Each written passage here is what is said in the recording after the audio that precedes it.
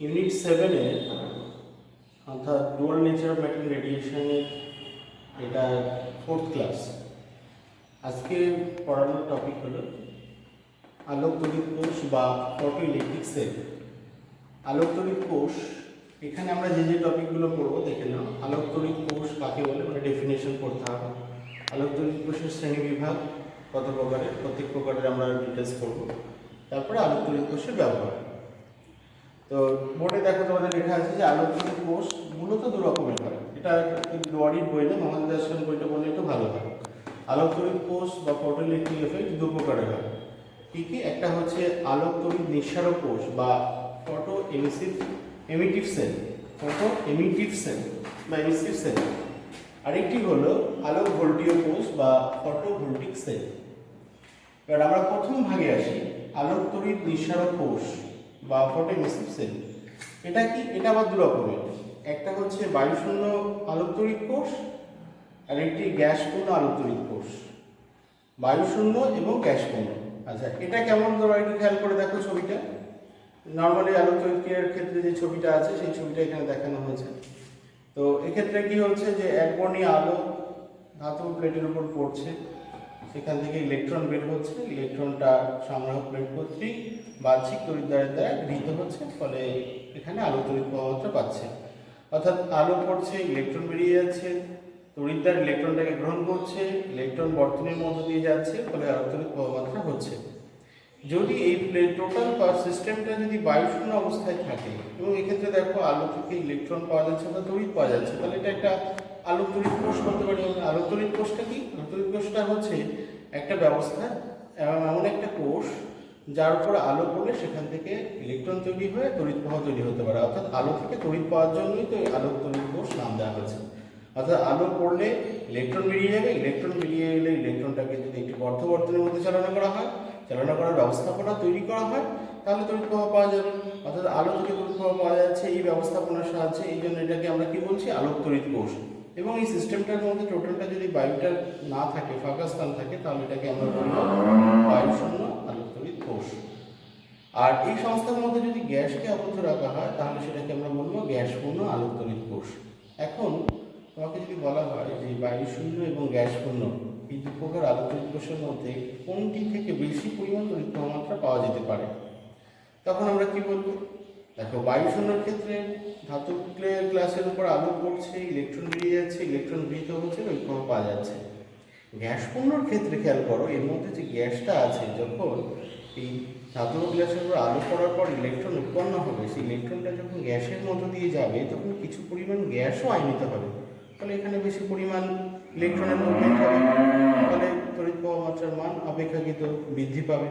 তাই আমরা বলতে পারি যে বায়ুশূন্য এবং গ্যাসপূর্ণ আলোক তড়িৎ কোষের মধ্যে গ্যাসপূর্ণ আলোক তড়িৎ কোষটি অপেক্ষাকৃত বেশি গুরুত্বপূর্ণ, কারণ এক্ষেত্রে তড়িৎ প্রবাহমাত্রার মান বায়ুশূন্য অপেক্ষা বেশি হয়।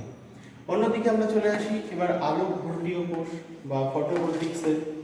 ফটোভোল্টিক সেলের যদি কনস্ট্রাকশন তোমরা দেখো, গঠনটা প্রথমে একটা তামার পাত নেওয়া হয়েছে, কপারের পাত, তারপরে কিউপ্রাস অক্সাইডের একটা প্রলেপ দেওয়া হয়েছে, একদম সামনে দেখো সোনা বা রূপোর প্রলেপ দেওয়া হয়, হালকা প্রলেপ দেওয়া হয়েছে। এবার আলো সরাসরি এই সোনার পাতের মধ্যে দিয়ে যখন ভিতরে পড়বে, এখান থেকে ইলেকট্রন এমিট হবে। পক্ষান্তরে দেখো এই সংস্থার সাথে আমরা একটা আরএল যুক্ত করা হয়েছে, একটা রোধ যুক্ত করে এই দু প্রান্ত, অর্থাৎ সোনার প্রান্ত এবং কপারের পাতের সঙ্গে একটা তার দিয়ে যুক্ত করে দেওয়া হয়েছে, যে তারটি একটা নিজস্ব রোধ আছে। তাহলে এখান থেকে যখন আলো পড়ে ইলেকট্রন এমিট হবে, তাহলে এখানে এফেক্টিভলি এটা নেগেটিভ অবস্থায় থাকবে, পক্ষান্তরে কপারের পাতটা পজিটিভ অবস্থায় থাকবে। তাহলে এক্ষেত্রে কি হচ্ছে? এক্ষেত্রে তড়িৎ এখান থেকে ইলেকট্রনের মুভমেন্ট হবে, কারণ এটা নেগেটিভ, এটা পজিটিভ তড়িৎদ্বার তৈরি হওয়া মানে এখান থেকে অটোমেটিক্যালি ইলেকট্রনের স্রোত পাবে। ইলেকট্রনের স্রোত যে এক প্রান্ত থেকে অন্য প্রান্তে যাওয়ার ফলে বর্তনীতে কী হবে? তড়িৎ প্রবাহমাত্রা পাওয়া যাবে। তাহলে এই দুটোর ক্ষেত্রে তোমরা ভালো করে খেয়াল করো, এই আলোক তড়িৎ নিঃসারক কোষ আর আলোক ভোল্টীয় কোষের মধ্যে প্রধান পার্থক্য যেটি হলো যে আলোক তড়িৎ নিঃসারকের ক্ষেত্রে এক্সটার্নালি তোমাকে তড়িৎ কোষ প্রয়োগ করতে হচ্ছে। আলোক তড়িৎ নিঃসারকের ক্ষেত্রে এক্সট্রা তোমাকে ব্যাটারি দিয়ে ইলেকট্রনগুলোকে সংগ্রহ করে তারপরে আলোক তড়িৎ প্রবাহমাত্রা তুমি পাবে। কিন্তু এটি এমন একটি ব্যবস্থাপনা, এখানে দেখো সরাসরি আলো করছে, এখান থেকে তড়িৎ প্রবাহ তৈরি হচ্ছে। এক্ষেত্রে কোনো এক্সটার্নাল ব্যাটারি দরকার হবে না বা কোনো তড়িৎ কোষ তৈরির প্রয়োজন হবে না। সেই জন্যই তো এটাকে বলা হচ্ছে আলো ভোল্টীয়, অর্থাৎ এখানে ভোল্ট অটোমেটিক জেনারেট করছে, এখানে পোটেনশিয়াল ডিফারেন্স অটোমেটিক তৈরি হচ্ছে, ফলে এক্সটার্নালি কোনো তড়িৎ কোষ বা ব্যাটারির এক্ষেত্রে প্রয়োজন হবে না। তাই আলো তড়িৎ নিঃসরণ কোষ অপেক্ষা আলো ভোল্টীয় কোষ অনেক বেশি গুরুত্বপূর্ণ, কারণ এক্ষেত্রে কোনো তড়িৎ কোষ ছাড়াই আলো পড়লে তার নিউক্লিয়াসের থেকে ইলেকট্রন মুভমেন্টের ফলে তড়িৎ প্রবাহ সৃষ্টি হবে। ক্লিয়ার সবার? তাহলে আলো তড়িৎ কোষের দুরকম ভাগ আমাদের ভালো করে পড়তে হবে, আলো তড়িৎ নিঃসরণ এবং আলো ভোল্টীয় কোষ, দুটোর গঠন কার্যপ্রণালী বলা হলো। এবার আমাদের যেটা পড়তে হবে যে আলোক তড়িৎ কোষের ব্যবহার। আলোক তড়িৎ কোষ কোথায় কোথায় ব্যবহার করা হয় দেখো তোমরা খেয়াল করে, যে পয়েন্টগুলোকে লেখা হয়েছে পয়েন্টগুলো খুব ভালো করে মনে রাখতে হবে। স্বয়ংক্রিয় সুইচ, স্বয়ংক্রিয় সুইচে আমাদের কোনো সিগন্যালিংয়ের ক্ষেত্রে রেলওয়ে বা কোনো হাইওয়েতে সিগন্যালের জন্য স্বয়ংক্রিয় সুইচ ব্যবহার করা হয়, সেখানে আলোক তড়িৎ কোষ ব্যবহার করা হয়। 2 নম্বর পয়েন্ট দেখো শব্দের রেকর্ডিং এবং পুনরুদ্ধার। সিনেমার যে শুটিং হয় সেখানে শব্দের যে রেকর্ডিং হয় এবং তাকে পুনরায় আবার এডিটিং করা হয়, সেই সমস্ত ব্যবস্থাপনার ক্ষেত্রে আলোক তড়িৎ কোষ ব্যবহার করা হয়। নেক্সট 3 নম্বর দেখো সৌর ব্যাটারি। সৌর ব্যাটারি খুব গুরুত্বপূর্ণ একটি আলোক তড়িৎ কোষের ব্যবহার। তোমরা জানো যে স্যাটেলাইটের যে এনার্জি সেটা কি সৌর এনার্জি, তো সৌর ব্যাটারি ওই জায়গাগুলোতে ব্যবহার করা হয় যাতে সূর্যের আলো থেকে শক্তি গ্রহণ করে ওই স্যাটেলাইট সঠিকভাবে কাজ করতে পারে। নেক্সট দেখো টেলিভিশন স্টুডিও। টেলিভিশন স্টুডিও বিভিন্ন ইনফরমেশন বা তথ্য পাঠানোর জন্য আলোক তড়িৎ কোষ ব্যবহার করা হয়। নেক্সট 5 নম্বর দেখো স্বয়ংক্রিয় গণক। এই গণকটা দেখো তোমরা ভালো করে খেয়াল করবে, যেমন মনে করো যে কোথাও কোনো খেলা অনুষ্ঠিত হচ্ছে, তাহলে কতজন দর্শক মাঠে প্রবেশ করবে, কতগুলো দর্শক বেরিয়ে গেছে, টোটাল গণনা যে ব্যবস্থাপনার সাহায্যে করা হয় সেগুলো স্বয়ংক্রিয় গণক। এই স্বয়ংক্রিয় গণক ব্যবস্থার ক্ষেত্রে আলোক তড়িৎ কোষ ব্যবহার করা হয়। নেক্সট 6 নম্বর দেখো স্বয়ংক্রিয় ক্যামেরা। স্বয়ংক্রিয় ক্যামেরা কোথায় ব্যবহার করা হয়? স্যাটেলাইটের মাধ্যমে যখন কোনো ছবি তোলা হয় তখন ক্যামেরা অটোমেটিক অন অফের জন্য এই আলোক তড়িৎ কোষ ব্যবহার করা হয়।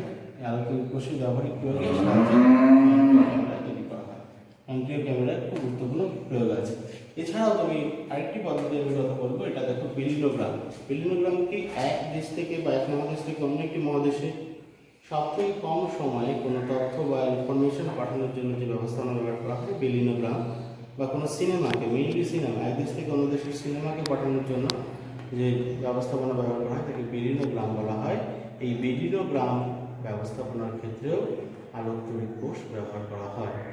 তাহলে আলোক তড়িৎ কোষের ব্যবহারিক প্রয়োগের পয়েন্টগুলো আমাদের মনে রাখতে হবে। কোথায় কোথায়? স্বয়ংক্রিয় সুইচ, শব্দের রেকর্ডিং পুনরুদ্ধার, সৌর ব্যাটারিতে, টেলিভিশন স্টুডিওতে, স্বয়ংক্রিয় গণকে, স্বয়ংক্রিয় ক্যামেরায় এবং বেলিনোগ্রাম পদ্ধতিতে আলোক তড়িৎ কোষ ব্যবহার করা হয়।